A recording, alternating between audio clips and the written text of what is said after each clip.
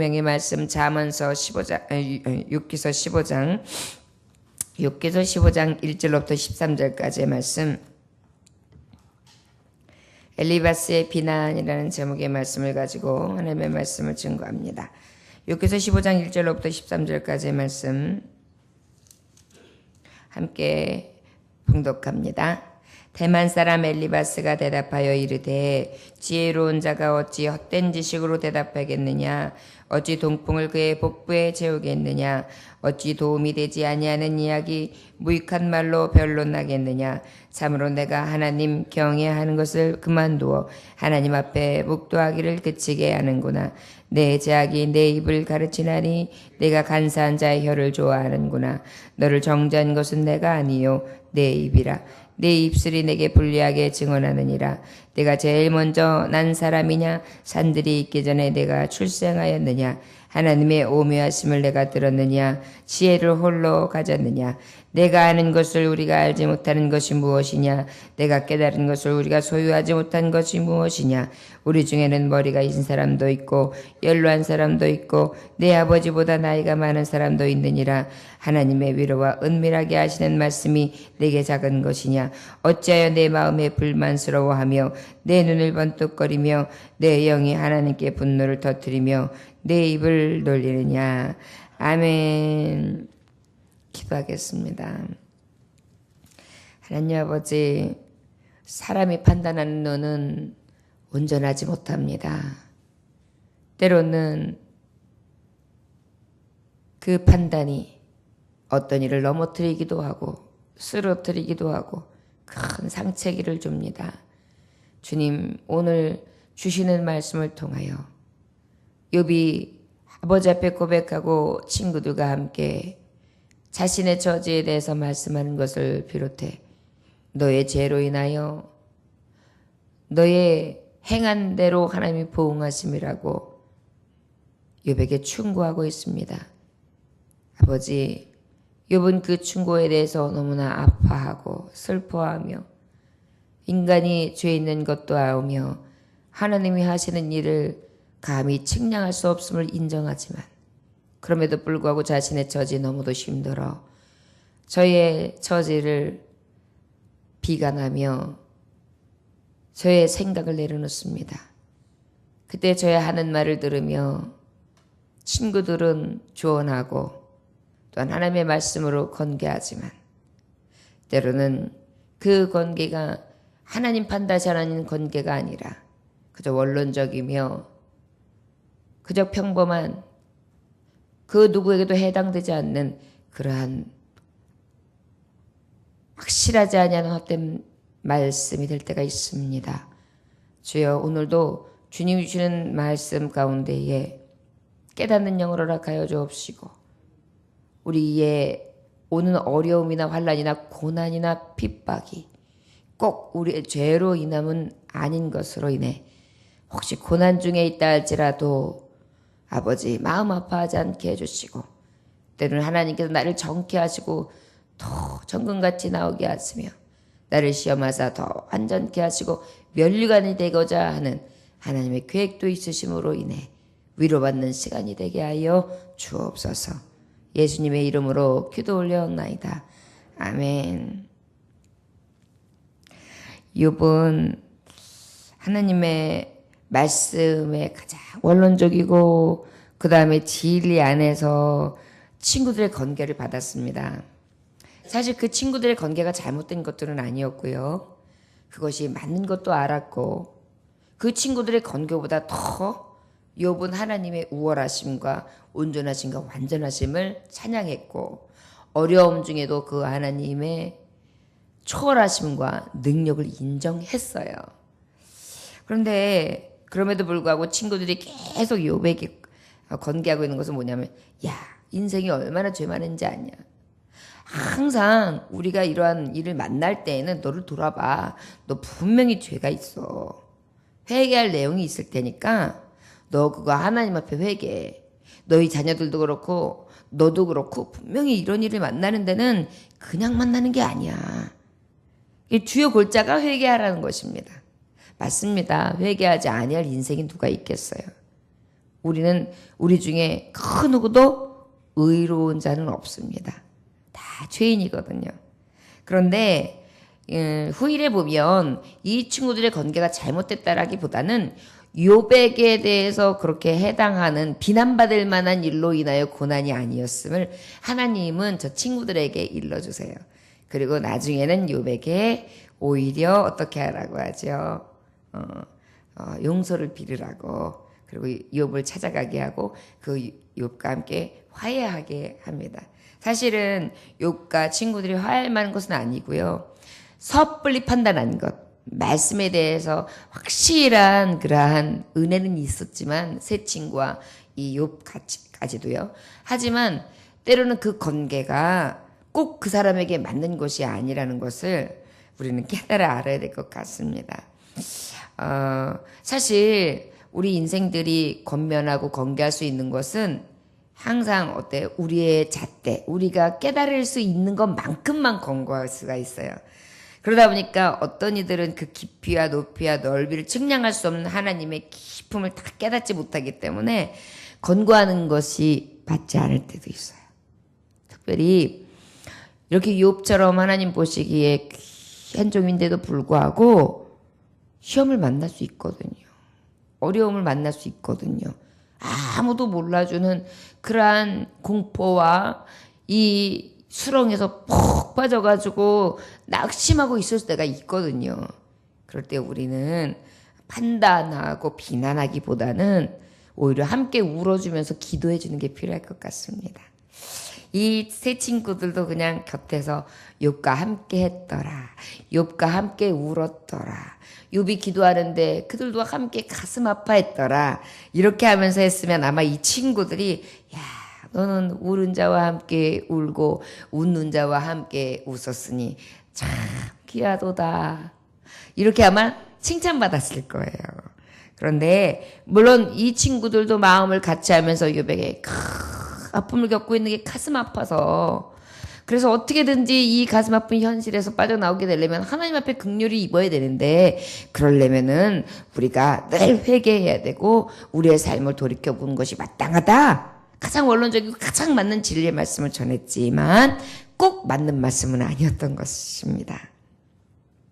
대만 사람 엘리바스가 대답하여 이르되 지혜로운 자가 어찌 헛된 지식을 대답하겠느냐, 어찌 동풍을 그의 복부에 채우겠느냐, 어찌 도움이 되지 아니하느냐, 이악이 무익한 말로 변론하겠느냐.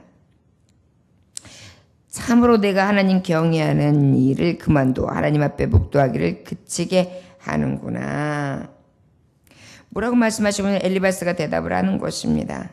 야, 너 진짜 안 되겠다. 듣다 보니까 네가 알고 있는 것이 헛된 지식이다. 무익한 말이다. 아주 경건하지 못하다. 간사한 여로 내가 지금 얘기하고 있다. 너 분명히 죄에 대한 형벌이야. 그렇지 않고는 너 지금 이렇게 정당할 정도로 자기에 대해서 아주 긍정적으로 네가 죄 없는 것처럼 얘기하는데 너 그거 얼마나 큰 죄인지 아냐? 아예 너에게 이제는 권고해 줄 마음까지 잃게 만드는구나. 내 제약이 내 입을 가르치나니 내가 간사한 자의 혀를 좋아하는구나. 너는 아무래도 네가 정하다고 생각하고 우리의 조언마저 들려지지 않는데 그건 아닌 것 같아. 너를 정죄한 것은 내가 아니고 내 입이라. 내 입술이 내게 불리하게 증언하느니라. 우리 사실은 욥이 어떻게 했어요? 하나님을 인정하지만 또 항상 인정하고 난 다음에 뒤에 한탄이 나온단 말이에요. 이제 그 고백을 들으니까 친구들이 뭐예요? 참, 너 하나님을 인정한다고 하는 입술이 너의 그 지금 처한 현실에 대해서 그렇게 막말해도 되는 거냐? 지금 사실은 비꼬고 있는 거거든요. 믿음이 좋으려면 계속 좋아. 그런데 어떻게 해서 하나님을 인정하고 있다가 또 금세 낭망해가지고 수호를 얘기하고 죽었으면 좋다고 생각하고 잠깐 있는 평안도 없다고 하고 안식도 없다고 하고 또 그러다가 또 하나님을 인정하기도 하고 온 우주 만물을 하나님이 지으셨다고 왔다 갔다라. 야, 이게 간사하고 왔다리 갔다리 하는 정함이 없는 것이 이게 뭐냐라고 얘기하는 거예요. 사람들은 우리를 굉장히 쉽게 판단하고 얘기할 수가 있어요. 내 마음도 몰라주고 이거는 진짜 생각해서 하는 말이고 그리고 내 지금 처한 상황 속에서 손으로 나름대로 정직하게 그래도 견디기 위해서 애쓰고 힘쓰면서 그저 십자가 붙들고 나름대로 용 쓰고 있는 건데 그것마저도 정확하게 보지 아니하고 진짜로 보이지 않는 경우들이 있어요. 맞죠? 사람은요 자신의 눈에 있는 등볼은 못 봐요. 남의 있는 뭘 보죠? 티끌을 봐요. 그러다 보니까 자신이 처한 거는 커요. 남이가 처한 것은 판단하기 좋을 만큼 작아요. 그러니까 말이 어떻게 해요? 판단하기는 좋아요. 쉽게 이야기하기엔 좋아요. 그런데 당하고 있는 사람의 형편은 어때요? 그보다 더 할 수 있거든요.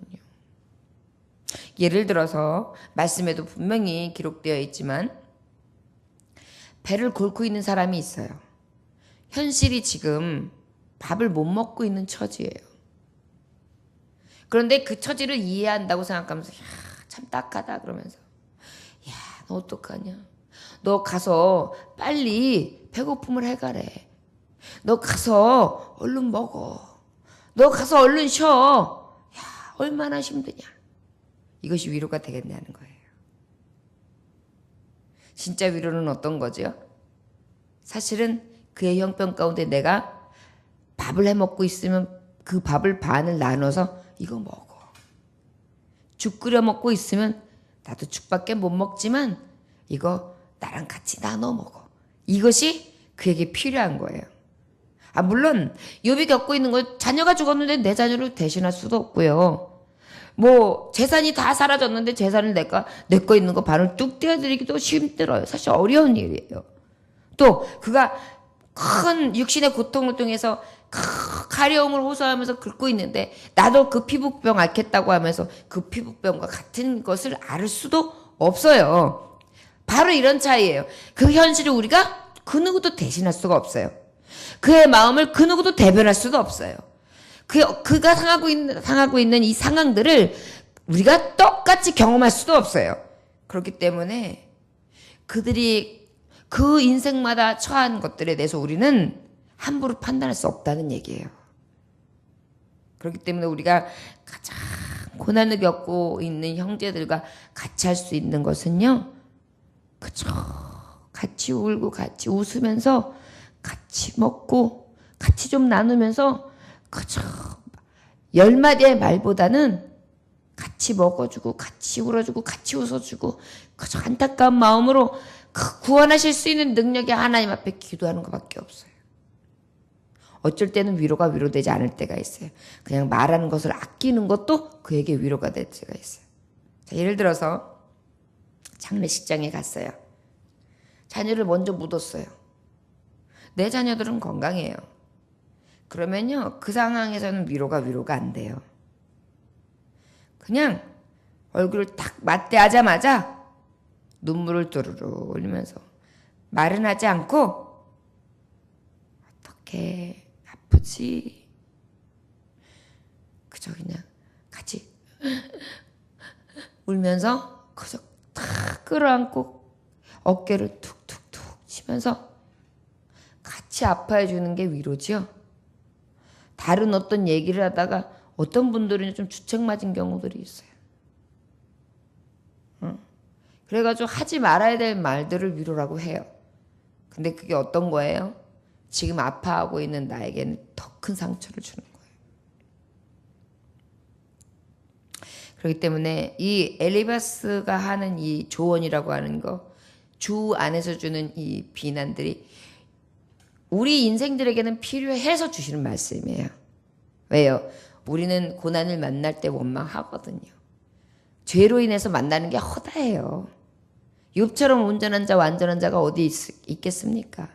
그래서 이 말씀의 권고는 사실은 우리 인생들에게 주는 권고예요. 그러나 인생들 가운데에도 때로는 우리에게 주는 이러한 권고가 상체기가 될 수 있다는 거. 우린 그것도 또한 깨달아야 되고요.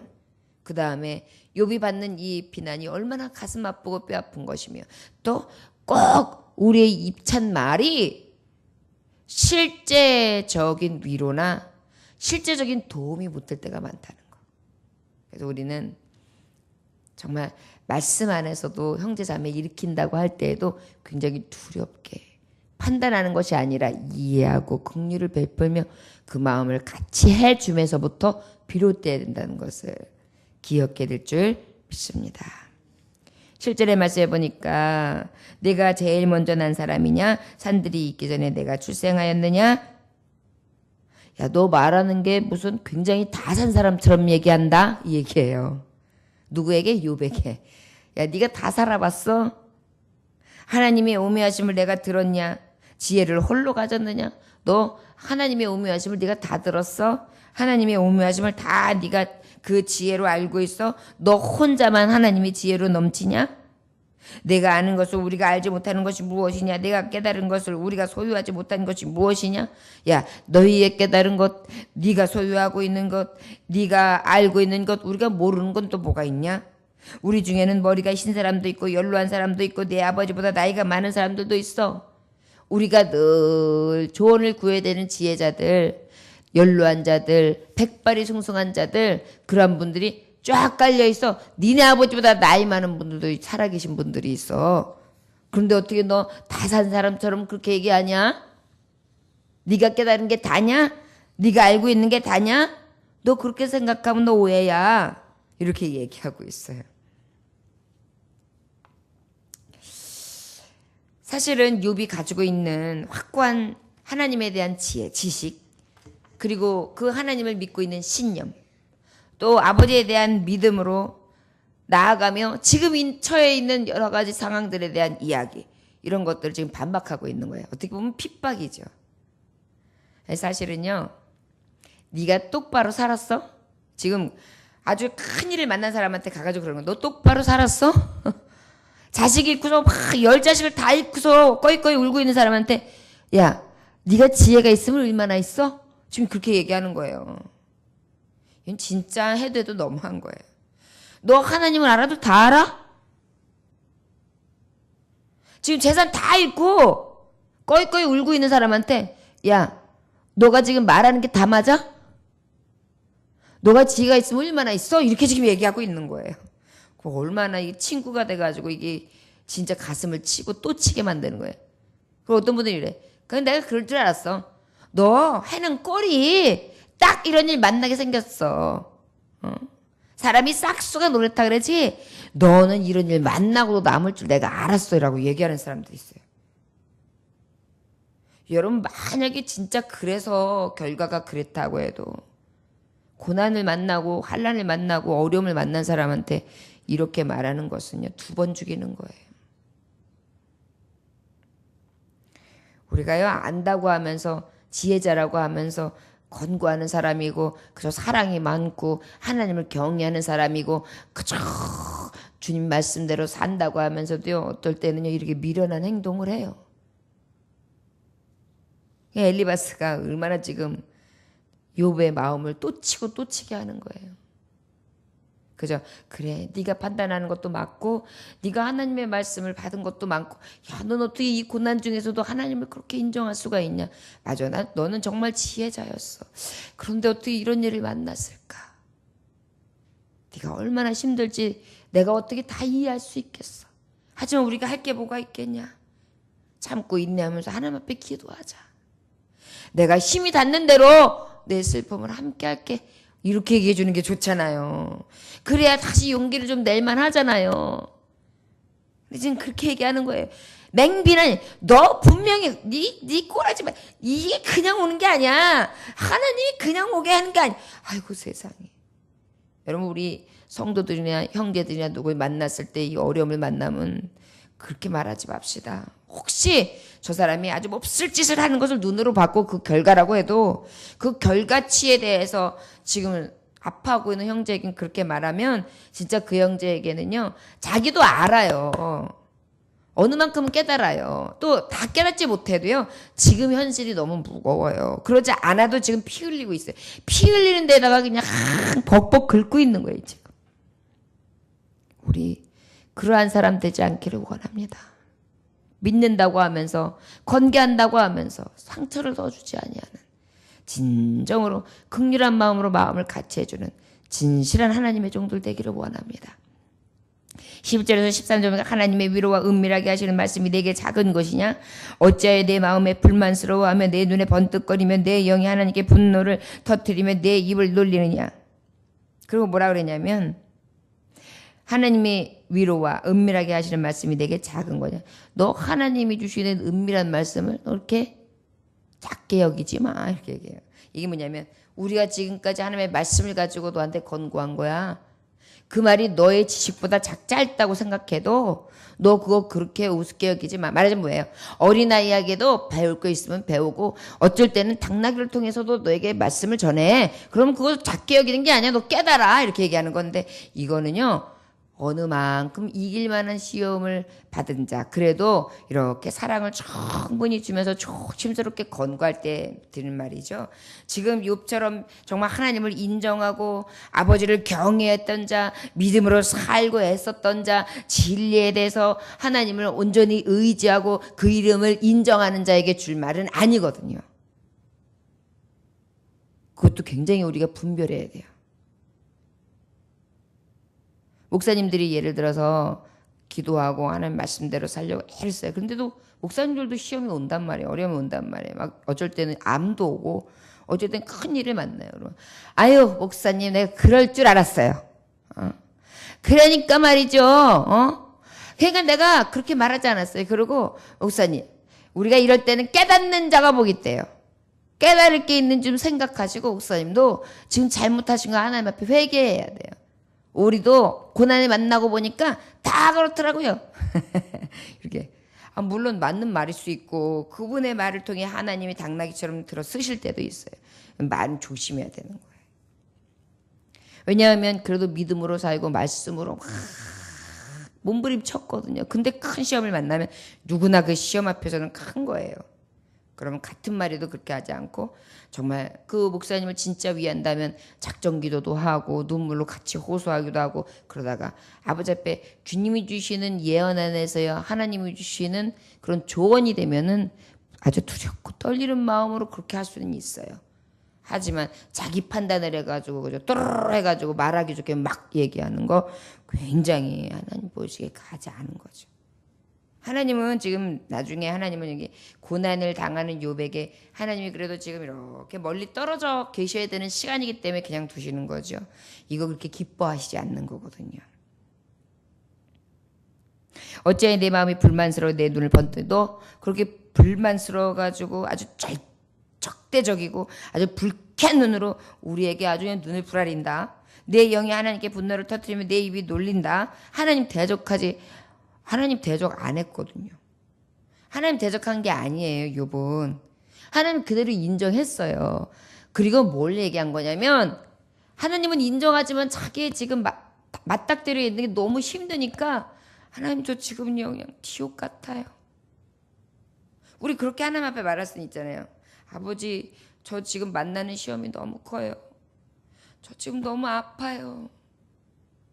제가 견디기엔 너무 어려워요. 제 마음이 너무 힘들어요. 이거 얘기할 수 있잖아요.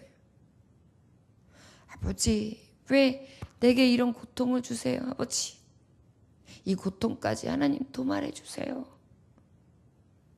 아버지 앞에 그렇게 기도할 수 있잖아요. 왜? 모든 것이 하나님의 손에 있으니까요. 근데 이제 그런 것까지도 만약에 비난하고 그런 것까지도 만약에 믿음이 없다고 치부해 버린다면 그건 뭐 아주 완전한 사람이게요. 그건 하나님인 거죠. 그러다 보니까 사실은 이런 말 한마디를 권고함에 있어서도 사실은 권고가 아니라 비난이 돼버린 거예요. 이거는 판단이 돼버린 거예요. 우리가 이제 신앙생활 하면서요. 이렇게 새벽 예배 나오시고 하나님 앞에 믿음에 대해서 온전하신 분들 이렇게 권고하는 위치에 있는 분들은 늘 조심해야 될 게 뭐냐면요. 너무 안타까우니까 조언을 해줄 때가 있는데 그 조언이 때로는 비난으로 들릴 때가 있고 판단으로 들리기가 쉬워요. 그래서 늘 기도하고요. 하나님이 주시는 그 마음에서 정말 조심스럽게 언행을 그리고 정말 조심스럽게 사랑함 안에서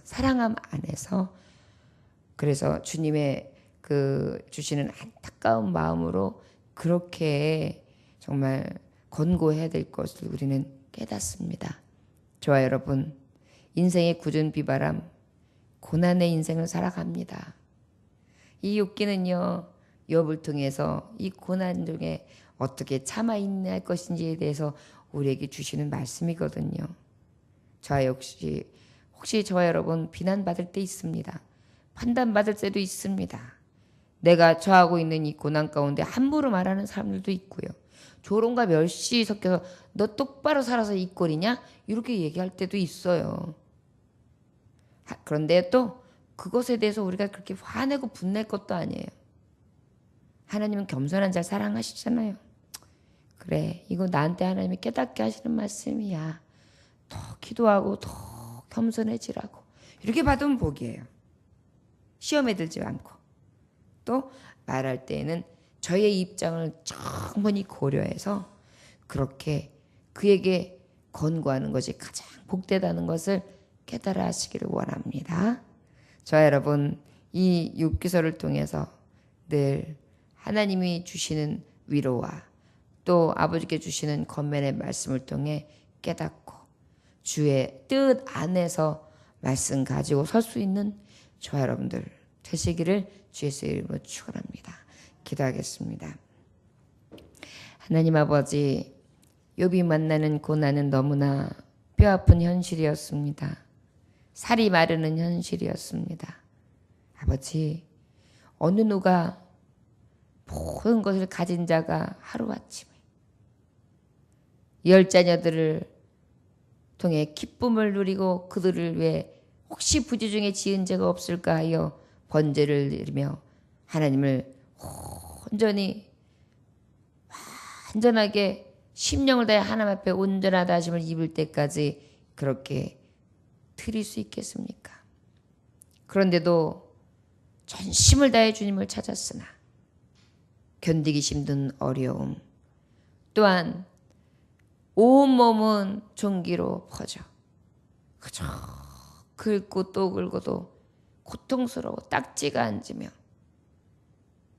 마치 피부가 땅꺼죽 메마름처럼 갈라지는 슬픔과 고통을 맛보게 되기까지 저는 너무나 힘든 고난을 만났습니다. 아버지, 우리의 주변의 형제자매들도 말할 수 없는 고난 중에 있는 형제자매들도 있고 우리도 또한 고난의 터널에 있을 때가 있습니다. 주여, 이 말씀에 정말 우리에게 주시는 교훈을 통해 함부로 판단하지 아니하며 함부로 권고하지 아니하며 남의 일처럼 이야기하지 아니하고 또한 이 받는 말 가운데 너무나 가슴 치지도 아니하며 받는 자나 또한 권고하는 자나 늘 조심하고 하나님 앞에 서서 자신을 살피며 이 고난을 주께 맡기고 주님 앞에 불쌍히 여겨주시기를 긍휼히 여기시기를 위해서 늘 간구하는 심령이 되게 하여 주옵소서. 오늘도 주님 앞에 겸손히 섭니다. 우리의 마음을 감찰하시는 주여, 오늘도 이 말씀이 우리에게 어찌 그리 위로가 되는지요.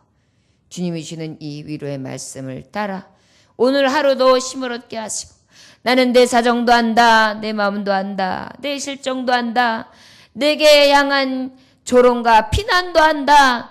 내가 내 편에 서며 내 마음도 알고 내가 후일에 갑절의 영감, 갑절의 축복을 더하여 주리니 참아라, 인내하라, 끝까지 견뎌라, 나의 사랑하는 종아. 아버지, 분명히 우리에게 위로 주시는 줄 믿습니다. 이 말씀을 통하여 이기는 자, 이 말씀을 통하여 저 천성을 향하여 달려가는 자들 다 되게 하여 주옵소서. 예수님의 이름으로 기도 올려나이다. 아멘.